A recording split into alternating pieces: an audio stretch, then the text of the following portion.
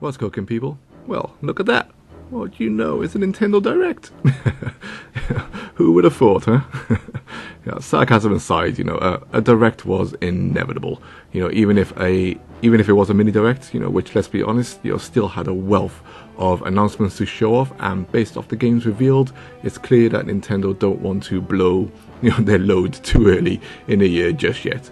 I was in work when a Direct suddenly dropped on Nintendo's YouTube page, but that wasn't going to stop me from watching it, and I'm not going to lie, my initial response was that I was pretty underwhelmed. Smiled at a few things, and certainly growled at a few things. Now, I'm sure every other YouTube channel on the net will be speaking about all the announcements at this Direct, but I'd like to talk about something else for the most part, still related to the Direct. But it was the thing that made me grumble a little, a lot at first, but you know what, I've been waiting for it to happen, and since the Switch has been out, it's been, quietly happening, and that's the number of WiiU ports, on and coming to the system. But, before I get into that, let's talk about a few games on the Direct, that did grab my attention, from a positive reaction from me, so to speak, because if you look at it overall, this was arguably the best Nintendo Direct Mini we've had, and Nintendo certainly showed a lot of stuff, all of which will make some people very happy. First of all, free DLC for Mario Odyssey that also has online elements to it. This did take me by surprise for some reason, but then I remembered Mario Odyssey released in October. So having DLC for it, 4 months later, and it's not exactly huge, substantial DLC, but having it 4 months later, is about right, and certainly welcome. And I'm sure we can all agree, elements of the design of this game just scream for DLC. The hunting down balloons could actually be quite cool thing, and I'm sure with people hiding them worldwide, we'll see some exceptionally well hidden balloons once this DLC drops in February. Then there is Kirby. Now, some of you might not like my thoughts on this, but although technically better looking than the recent Mega Man 11 footage we saw from Capcom, I'm kind of getting bored with Kirby's 2D outings. Now, before you go flip modes, Kirby fans, I'm a Kirby fan, trust me. Still to this day, my favorite Kirby game is Kirby's Dream Land on the original Game Boy. I think it was one of the first Game Boy games I actually had, and Kirby games are still fun. That's not my beef. My beef is that Kirby hasn't really evolved far from his original 2D outing. I was quietly hoping that we'd finally get our first 3D, full 3D Kirby adventure title for the Switch. Something I feel a Yoshi game would benefit from too, as well. We've all loved playing, Yoshi in the likes of Mario Sunshine, Galaxy, and most recently Mario Odyssey. I'll probably get this new Kirby game to play multiplayer with my kids, but I would definitely like to see Kirby take a break from his usual side-scrolling outings and join Mario for the change in the full 3D realm. Then we have Mario Tennis Aces, I believe it's called, which has a story mode. Woohoo! But let's be honest here, this game has a lot of making up to do after the packaged travesty that was Mario Ultra Trash on the Wii U. This new Mario Tennis also best, be online as well. Red Knight from Active Gamer Life says this, a lot, and but it's true.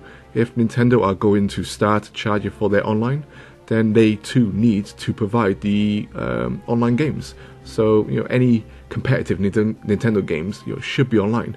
I do love Mario Tennis and the Mario Golf series. Both games I want to see on the Switch, but they've arguably been in a little bit of a rut and need a pick me up, which I hope happens on the Switch versions. And finally, we have Ys 8, I believe you pronounce it, coming to the Switch. Now, I feel a lot about this game, and it's meant to be pretty good, so I'll be keeping my eye on it for sure. It doesn't look as visually pleasing as, say, Xenoblade Chronicles 2, but you can see similar elements, and it might be another JRPG to watch.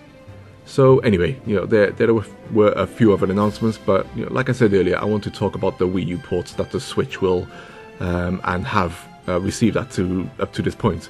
Now, I own the Wii U. Of course I did. I'm a Nintendo fan. And for me, it was one of Nintendo's actually best consoles. And as we know, one of the most unfortunate. I can't help but get an itch that needs to be scratched on, on my ass about, Wii U ports appearing on the Switch. You have the age-old argument that ports are good for those who missed them originally, which I can understand, to a degree, of course. But you know what? Also, I kind of don't care. As harsh as that sounds, I kind of don't care about those people who missed these games on the Wii U, and I say missed with quotations purely because we're talking about the Wii U here. Let's remember that, and we all know how many people felt about that console.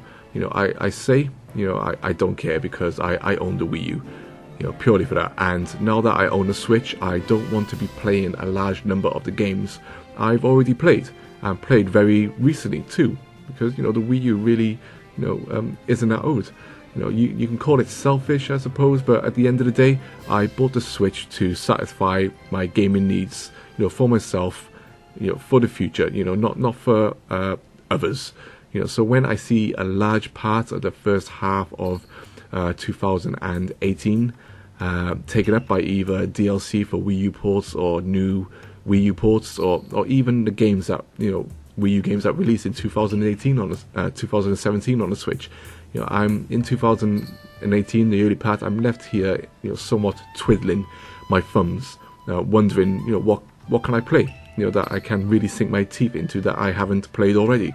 So for May so far, we have Bayonetta 1 and 2, Dragon Quest Builders, Kirby, Mario Tennis, Hyrule Warriors, Donkey Kong Tropical Freeze, and Dark Souls Remastered.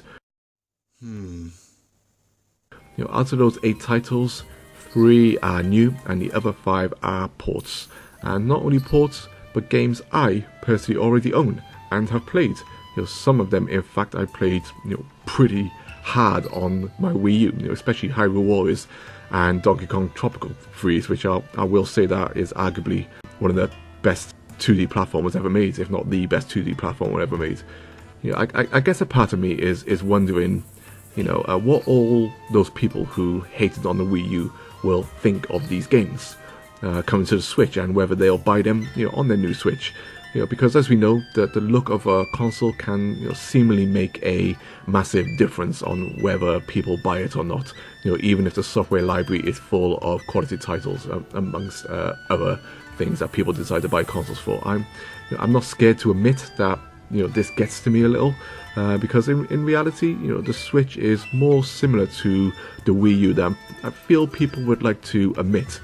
So it makes me slightly irritable once again that the Wii U got all this grief, when in fact, aside from aesthetics for the most part, and a few other things, of course, that the Wii U had a better online system than the Switch, better virtual console, it had Miiverse, was able to post screenshots to most websites, could be played off screen for most games, was fully backwards compatible with the Wii, and let's not forget, people, it has the best game ever made on it, which was actually developed for it initially, which is Breath of the Wild, of course.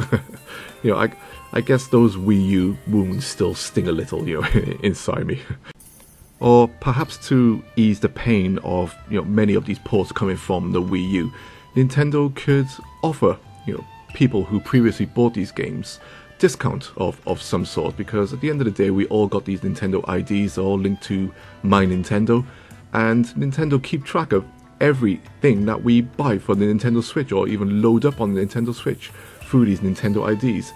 And if you remember on the Nintendo Wii U Virtual Console, when you had bought previously on the Nintendo Wii some of those old Virtual Console games, when they were reported to the Wii U, we were offered massive discounts to buy those games again on the Wii U with some slight additional features, with access to Miiverse and stuff like that. So stuff like that would be nice, because let's be honest, they're not doing anything right now with My Nintendo, or even they're online at the moment. Everything's brewing, we know, but it's still brewing. So yeah, it would be nice perhaps to have a little initiative like this that for me probably would make a massive difference, and I might then again double dip or it's sometimes triple dip on some of these games. Now then, this was a mini direct with what we could argue is a lot of filler titles, and we all know that there are plenty of juicier morsels still to come this year without a shadow of a doubt for the Switch. My WiiU Ports grumbles aside, although I am expecting more to come, Nintendo showed in this mini direct that there is a lot of software coming, representing many different genres, and this lineup strengthens the Switch as a console that can deliver quality games regardless of how many people still champion how important the number of gigaflops a game needs to have in order to be taken seriously. And let's not forget that the end of the Switch's first year is in March, and still now for a first year release schedule is nothing short of phenomenal. Anyway, that's me done. What were your thoughts on the Nintendo Direct Mini today? And please feel free to chew out my opinions. I look forward to all feedback. No one's right or wrong about these things. We create these videos to get feedback and hear other people's thoughts. So as always, thanks for watching all, and I look forward to your comments below. Peace.